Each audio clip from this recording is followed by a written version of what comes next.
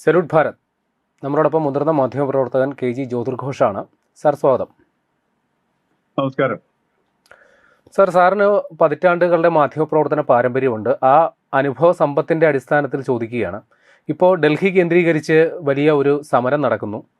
അപ്പോൾ അതിനെ ഗോദി മീഡിയ അല്ലെങ്കിൽ സർക്കാർ അനുകൂല മാധ്യമങ്ങൾ അതിൻ്റെ വസ്തുതകൾ പുറത്തു കൊണ്ടുവരുന്നില്ല, അതിനെ മറ്റൊരു രീതിയിൽ ചിത്രീകരിക്കുന്നു എന്നാണ് വ്യാഖ്യാനിക്കപ്പെടുന്നത് അല്ലെങ്കിൽ ആരോപിക്കപ്പെടുന്നത്. നരേന്ദ്രമോദി രാത്രി സമയത്ത് അല്ലെങ്കിൽ അദ്ദേഹത്തിൻ്റെ മാധ്യമ ഇടപെടൽ നമുക്കറിയാമല്ലോ, അദ്ദേഹം നേരിട്ട് വാർത്താ സമ്മേളനം നടത്താറില്ല. അങ്ങനെ ഒരു പ്രധാനമന്ത്രി സ്വന്തം ഐഡിയിൽ ഉപയോഗിച്ച് സെൽഫി വീഡിയോ പോസ്റ്റ് ചെയ്യുന്നതിൻ്റെ വീഡിയോ റെസൊല്യൂഷനും ക്യാമറ ആംഗിളും വെച്ചൊക്കെ ഇവിടെ വിധി നിർണയം നടക്കുകയാണ്.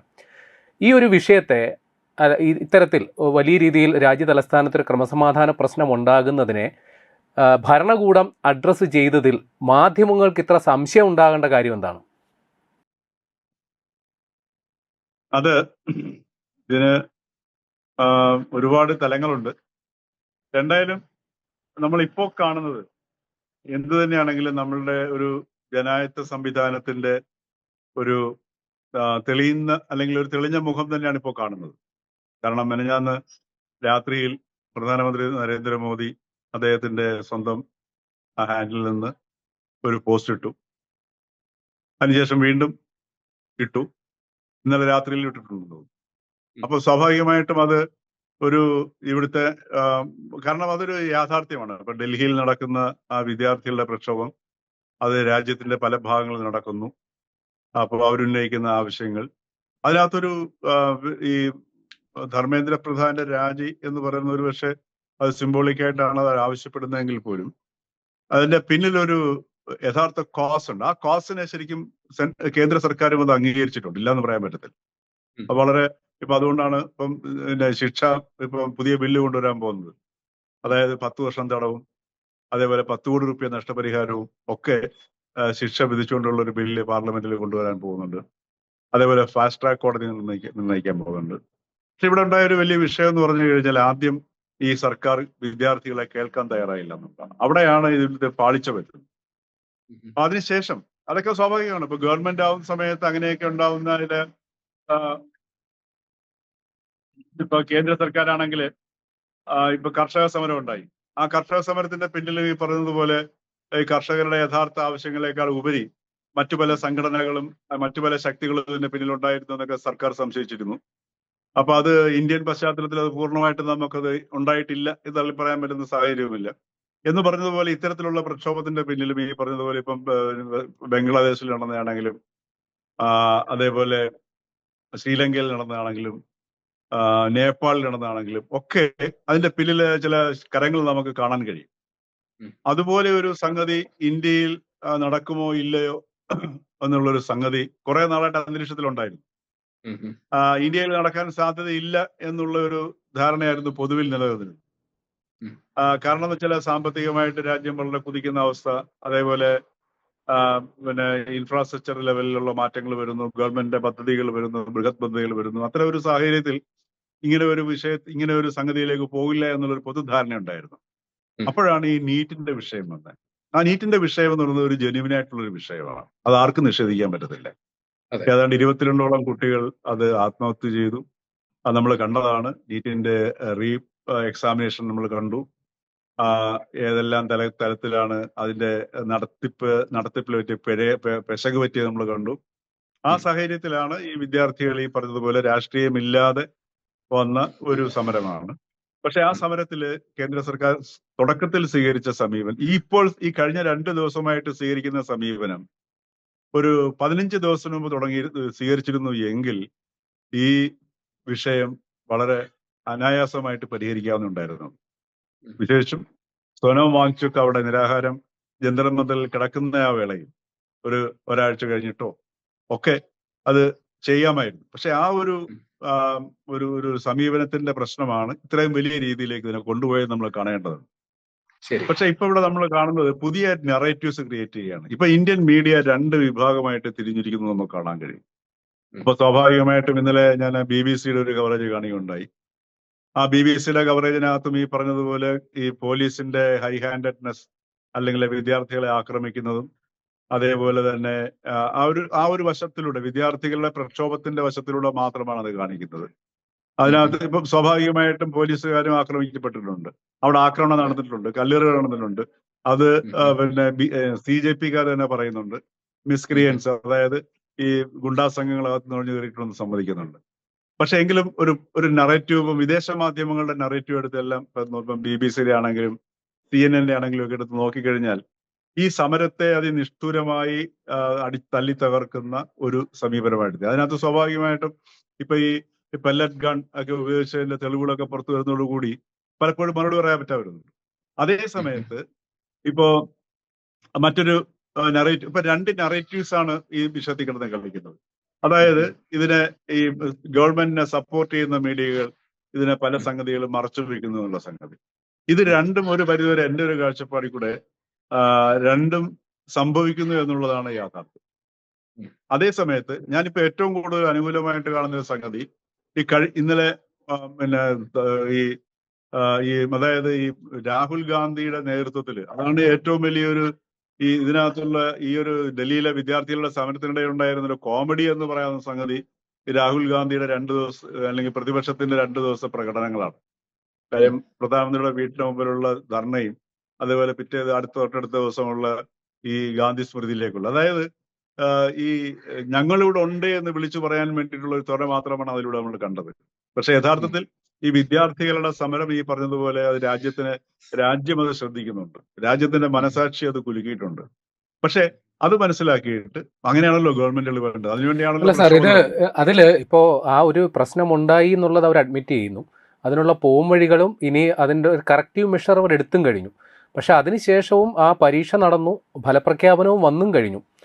അപ്പോഴും ഈ മിനിസ്റ്ററുടെ രാജി എന്നതുകൊണ്ട് മാത്രം ഈ സിസ്റ്റത്തിൻ്റെ സംഭവിച്ച പോരായ്മയ്ക്ക് പരിഹാരമാകും? അപ്പോൾ യഥാർത്ഥ കോർ ഇഷ്യൂ അഡ്രസ്സ് ചെയ്യുക എന്നുള്ളതല്ലേ പ്രധാനം? കോർ ഇഷ്യൂ അഡ്രസ് ചെയ്യുക എന്നുള്ളതാണ് വിഷയം. അത് ഇത്രയും കാര്യങ്ങൾ ചെയ്തത് ഞാൻ പറഞ്ഞില്ലോ, ഇപ്പൊ ഗവൺമെന്റിന്റെ ഭാഗത്ത് നിന്ന് കഴിഞ്ഞ 3 ദിവസമായിട്ട് ഉണ്ടായിരിക്കുന്ന സമീപനം എന്ന് പറഞ്ഞാൽ സ്വാഗതാർഹമാണ്. അതാർക്കും നിഷേധിക്കാൻ പറ്റുന്നില്ല. അവിടെ ഇപ്പൊ തട്ടി നിൽക്കുന്നത് ധർമ്മേന്ദ്ര പ്രധാന്റെ രാജിയിലാണ്. അപ്പൊ അത് ഞാൻ പറഞ്ഞത് ഗവൺമെന്റ് അതും കൂടെ ഒന്ന് പരിഗണിക്കേണ്ടതാണ്. കാരണം ഒരു ജനത ഇത്രയും രീതിയിൽ അത് രാജ്യത്ത് നിന്ന് മുഴുവൻ വിദ്യാർത്ഥികളുടെ ആവശ്യം ഉണ്ടാവുന്ന സമയത്ത് അത് എനിക്ക് തോന്നുന്നത് ഗവൺമെന്റ് അതിനെ അനുകൂലമായ ഒരു സമീപനത്തിലേക്ക് കൊണ്ടുവരും. അതല്ല സാർ, അവിടെ ഈ ഭരണ അനുകൂല നിലപാടുള്ളവർ ചൂണ്ടിക്കാണിക്കുന്ന മറ്റൊരു വിഷയം, ഈ നീറ്റ് പരീക്ഷ അല്ലെങ്കിൽ ഇത്തരത്തിൽ പ്രവേശന പരീക്ഷയുടെ ചോദ്യപേപ്പർ ചോരുന്ന രാജ്യത്തെ ആദ്യത്തെ സംഭവമല്ല. മുൻകാലങ്ങളിലും ഉണ്ടായിട്ടുണ്ട്, മുൻകാലങ്ങളും കറക്റ്റീവ് മെഷേഴ്സ് എടുത്തിട്ടുണ്ട്. അതിനപ്പുറം ഇത്തരത്തിലൊരു സംഭവവികാസങ്ങളിലേക്ക് കാര്യങ്ങൾ പോയിട്ടില്ല. ഇപ്പോൾ സംഭവിക്കുന്നത് സർക്കാരിനെതിരെ ജനാധിപത്യ രീതിയിൽ ജനവികാരം ഉണ്ടാക്കാൻ സാധിക്കാൻ പരാജയപ്പെടുന്ന കക്ഷികളെല്ലാവരും കൂടി മറ്റു വളഞ്ഞ വഴിയിൽ സർക്കാരിനെ സമ്മർദ്ദത്തിലാക്കാൻ അല്ലെങ്കിൽ സർക്കാരിനെ ഒരു മോശം പ്രതിച്ഛായ സൃഷ്ടിക്കാൻ വേണ്ടി നടത്തുന്ന പൊറാട്ട് നാടകം എന്ന രീതിയിലാണ് അവരിതിനെ വ്യാഖ്യാനിക്കുന്നത്. തീർച്ചയായിട്ടും സ്വാഭാവികമായിട്ടും അത് സംഭവിക്കും. അപ്പൊ അതിനകത്ത് നമ്മൾ ദില്ലിയിലെ ഉയർന്നു കേട്ട മുദ്രാവാക്യങ്ങളിലേക്കും ചിത്രങ്ങളിലേക്കും ഒക്കെ നോക്കി നമുക്കത് മനസ്സിലാകാൻ പറ്റും. പക്ഷെ ഞാൻ പറഞ്ഞത് ഗവൺമെന്റിന്റെ ഒരു സമീപനം ഇപ്പോൾ എനിക്ക് തോന്നുന്നത് ഇന്നത്തെ ചർച്ച അല്ലെങ്കിൽ 2 ദിവസത്തിനകം ഈ വിഷയത്തിൽ ഒരു പരിഹാരത്തിലേക്ക് ഗവൺമെന്റ് കൊണ്ടെത്തിക്കുമെന്നാണ് ഞാൻ കരുതുന്നത്. കാരണം ഇന്നലെ നടന്ന കുട്ടികളായിട്ട് നടന്ന ചർച്ച വളരെ സൗഹാർദ്ദപരമായിരുന്നു. പ്രധാനപ്പെട്ട 2 ആവശ്യങ്ങൾ അവർ അംഗീകരിച്ചു. ഇപ്പോൾ തടസ്സമായി നിൽക്കുന്നത് ഈ ധർമ്മേന്ദ്ര പ്രധാന്റെ രാജിയാണ്. അപ്പൊ ഞാൻ പറഞ്ഞത് ഇപ്പൊ ഒരു അക്കൗണ്ടബിലിറ്റി ഇഷ്യൂ ആണ് അവർ ഉന്നയിക്കുന്നത്. ആ അക്കൗണ്ടബിലിറ്റി ഇഷ്യൂ അത് ഈ പറഞ്ഞതുപോലെ എത്രയും പെട്ടെന്ന് ഗവൺമെന്റ് അത് പരിഹരിക്കുകയാണെന്നുണ്ടെങ്കിൽ ഈ പ്രശ്നം അവിടെ അവസാനിക്കുകയാണ് ചെയ്യുന്നത്. അപ്പൊ അതിന് അനുസൃതമായ ഒരു നടപടി ചിലപ്പോൾ ഒരു പക്ഷേ ഗവൺമെന്റിന്റെ ഭാഗത്ത് ഉണ്ടാകുന്ന സൂചനയാണ് നമുക്കിപ്പോൾ കാണാൻ കഴിയുന്നത്. തീർച്ചയായിട്ടും ഈ വിരുദ്ധ ശക്തികൾ, ഇപ്പൊ ഞാൻ പറഞ്ഞത് ഗവൺമെന്റ് അതിന് എന്താ പറയാ അനുകൂലമായ സാഹചര്യം ഉണ്ടാക്കി കൊടുക്കാതിരിക്കുക എന്നുള്ളതും ഗവൺമെന്റ് ഉത്തരവാദിത്തമാണ്. ഇപ്പൊ ഞാൻ പറഞ്ഞില്ലേ, ഇപ്പൊ വിരുദ്ധ ശക്തികളാണെങ്കിൽ പോലും ഇപ്പോ ഗവൺമെന്റിന്റെ വിശേഷിച്ചും ഇന്ത്യയുടെയും പ്രധാനമന്ത്രിയും മോദിയുടെയും ഒക്കെ ഒരു പ്രതിച്ഛായ അന്താരാഷ്ട്ര തലത്തിൽ വളരെയധികം ഉയരത്തിൽ നിൽക്കുന്ന ഒരു സമയത്താണ് ഇങ്ങനെ ഒരു സംഭവം ഉണ്ടാകുന്നത്. അപ്പൊ ആ സംഭവത്തിൽ ഞാൻ പറഞ്ഞത് ഇപ്പൊ ഇതിനെ വീണ്ടും വഷളാകാതെ കൊണ്ടുപോകേണ്ട ഒരു ആവശ്യം ഇപ്പൊ RSSന്റെ സർസംഘചാലക് പറഞ്ഞിരിക്കുന്നത് കുട്ടികളെ കേൾക്കണം എന്നാണ് പറഞ്ഞിരിക്കുന്നത്. അപ്പൊ അവിടെയൊക്കെ എനിക്ക് തോന്നുന്നു ഈ വരും ദിവസങ്ങളിൽ ഇതിനൊരു ഒരു എന്താ പറയുക, ഒരു വളരെ അനുകൂലമായ ഒരു തീരുമാനം കൊണ്ടുവരികയും ഈ പ്രശ്നം അവസാനിപ്പിക്കാനുള്ള ഒരു ശ്രമം, ആത്മാർത്ഥമായ ശ്രമം ഇപ്പൊ ഗവൺമെന്റിന്റെ ഭാഗത്തുനിന്ന് കാണുന്നു എന്നുള്ളത് വളരെയധികം സ്വാഗതാർഹമായ ഒരു സംഗതി തന്നെയാണ്. ശരി. ഇപ്പൊ സാറ് അപ്പോൾ പറഞ്ഞപ്പോ തീർച്ചയായിട്ടും സാർ പറഞ്ഞപ്പോൾ രാഹുൽ ഗാന്ധിയുടെ നേതൃത്വത്തിൽ നടത്തിയ സമരത്തിന്റെ ആത്മാർത്ഥതയിൽ സംശയം സാർ പറഞ്ഞു. സമാനമായി തന്നെ നമ്മുടെ കേരളത്തിലും നിരവധിയായ സമര പരിപാടികൾ നടന്നിരുന്നു. ആശാ വളണ്ടിയർമാരുടെ സമരം നടന്നിരുന്നു, PSC ഉദ്യോഗാർത്ഥികളുടെ സമരം നടന്നിരുന്നു, തൊഴിലുറപ്പ് തൊഴിലാളികളുടെ സമരം നടന്നിരുന്നു. ആ സമയത്തൊക്കെ ഇവിടെ ചില ആൾക്കാർക്ക് തുമ്മലും ജലദോഷവും ഒക്കെ ആയിരുന്നത് കൊണ്ട് മാത്രമാണ് അവരതിൽ പങ്കെടുക്കാതിരുന്നത്. പക്ഷേ ഡൽഹിയിലെത്തിയപ്പോൾ അവർക്ക് നല്ല ആരോഗ്യസ്ഥിതിയൊക്കെ ആയതുകൊണ്ട് ആ സമരത്തിൽ പങ്കെടുത്തു എന്നുള്ള ചില ആക്ഷേപമൊക്കെ ഉണ്ട്.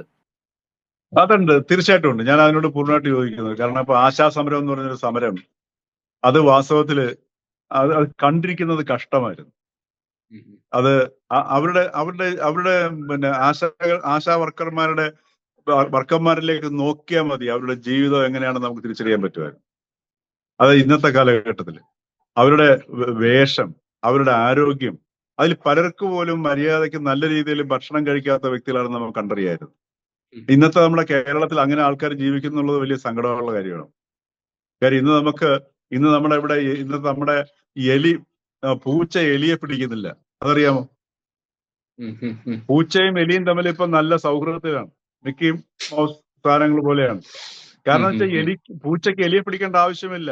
ഈ എടുത്തെറിയുന്ന വലിച്ചെറിയുന്ന കുഴിമന്തിയും പിന്നെ മറ്റേ ഉണ്ടല്ലോ, എന്താണ് മറ്റേ കറക്കി വെക്കുന്ന അൽഫാം, ഷവർമയും അൽഫാമും ഒക്കെ കഴിച്ചിട്ട് പൂച്ചയ്ക്കൊന്നും ചാടാൻ പറ്റുന്നില്ല, ഈ പറഞ്ഞ കൊളസ്ട്രോളും ഫാറ്റും കൂടിയിട്ട്.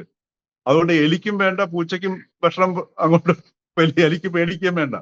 അങ്ങനെയുള്ള ഒരു കേരളത്തിൽ ആശാ വർക്കർമാരുടെ ആ ഒരു അവസ്ഥ നമ്മൾ കാണുമ്പോൾ യഥാർത്ഥത്തിൽ ഈ കഴിഞ്ഞ ഗവൺമെന്റിനെ താഴെ ഇറക്കിയതിൽ മുഖ്യ പങ്ക് വഹിച്ചത് ഈ ആശാ വർക്കർമാരുടെ സമരമാണ്. കാര്യം ഇത് ജനങ്ങളുടെ ഉള്ളിലേക്ക് നമ്മൾ അറിയാതെ പോകും, നമ്മൾ അറിയില്ല സാധനം പോകുന്നു.